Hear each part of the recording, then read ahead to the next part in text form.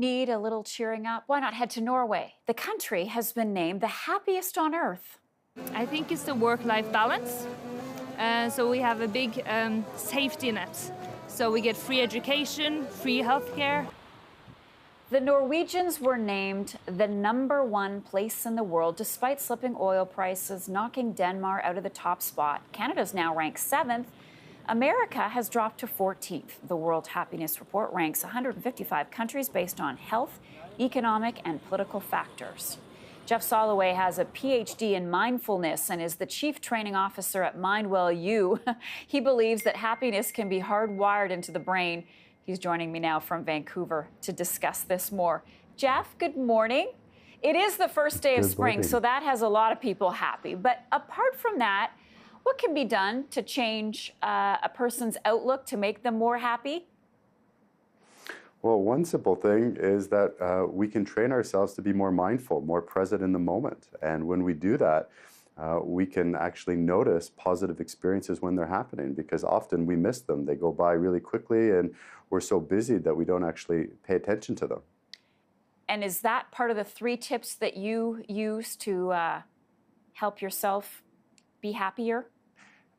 You know, it's part of the tips and strategies that we integrate into our online training, the 30-day mindfulness challenge, which is an evidence-based approach. It was studied by the UBC Sauder School of Business, and they looked at what are the outcomes of this type of training to integrate happiness into your life, and they actually found that it improved people's well-being, it helped them to be more productive, more resilient, better communicators. They were able to relate better with their colleagues, and less conflict. So yeah, that's one of the tips, is that you need to notice these positive moments that are always happening. The simple things like having a good night's sleep. Maybe you made it to work on time. You finished a project and you completed a good job. Or maybe it's just even noticing the sunrise and noticing spring. So it's paying attention to these positive experiences and then trying to lengthen and deepen them. So that's kind of like our second step. We notice them, but then we need to extend them. And that's where the hard wiring happens.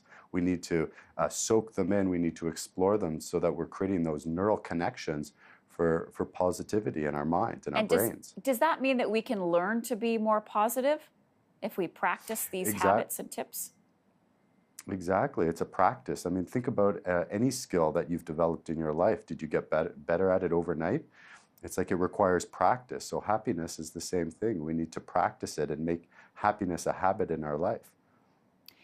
Geoff, we all know those people who are always cheerful, no matter what. They can weather any storm. Do you think they're born that way? Well, I think there's evidence to show that genes do have a big influence on that, and up to 50%. But then we also know that how we're interacting, what we're filling our lives with, has a big impact as well, and up to 40% is still left to how we interface with our daily life. And one of the important things is, how are we working with things that are difficult or challenging? That's another one of the tips that we've outlined on our website at mindwellu.com/happiness, so that your viewers can go look at it afterwards, is being more mindful of difficult or challenging experiences. And when I say mindful, it's being less reactive so that we can actually receive what's happening.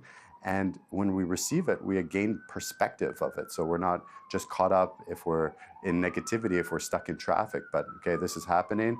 It's maybe a negative emotion, but when we receive it, we're able to have a better perspective of what's happening, and then we can see and choose a wise step forward. All right, Geoff Soloway, great tips. We appreciate you being with us today from Vancouver. Take care. Thank you very much.